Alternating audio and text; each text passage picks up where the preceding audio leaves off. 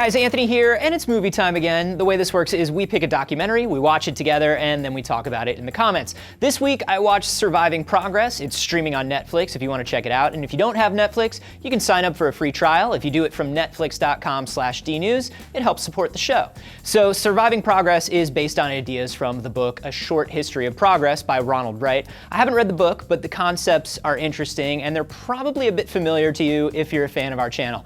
The idea is that we tend to think of progress as good by definition. But the movie explores the idea of progress traps. These are ideas or technology or short-term improvements that actually hurt civilization in the long run, and how we as humans aren't really built to recognize them when we're getting ourselves stuck in them. The example they give early in the film is that when man figured out how to kill 2 mammoths at once, it was progress because we got food more easily. But learning how to trap and kill a herd of them is actually a progress trap because we wind up thinning the food supply too quickly. They got some great experts to appear, including Jane Goodall and Stephen Hawking, and the movie's really visually interesting and fast-paced. The real anchor for me in the first section of the movie is an interview with Daniel Pavanelli, who's this behavioral scientist who does research with chimps. He goes into all this great stuff about certain survival instincts that are ingrained in us that were valuable 50,000 years ago and are now self-destructive, and how the physiology of humans hasn't updated as quickly as ideas and culture. So we're running old hardware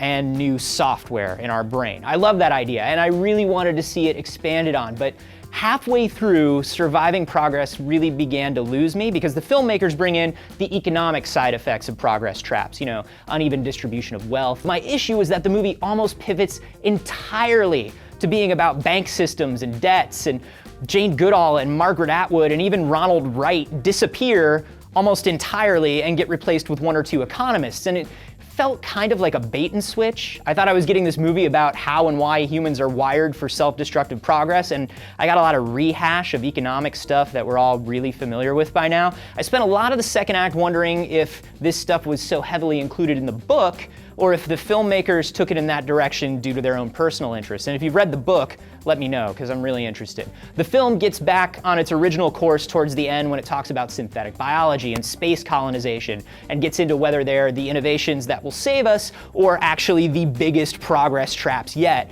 And there were some interesting facts there that I hadn't thought much about, like how we can absolutely make biofuel from algae, but to do it, we're gonna need these processing plants that are all the size of major cities, which eats up so much space and resources. All in all, a really good movie. Definitely worth a watch for the strong beginning and end.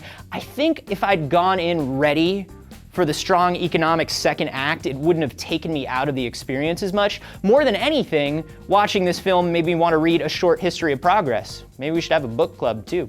Go check out the film and let me know what you thought down below. And remember, if you don't have Netflix, you can get a free month and help support DNews if you sign up at netflix.com/dnews. Next screening room, Trace is going to be watching Mansome, which is super appropriate because I have never seen that guy have a bad hair day. Watch that, subscribe here, and we'll see you soon.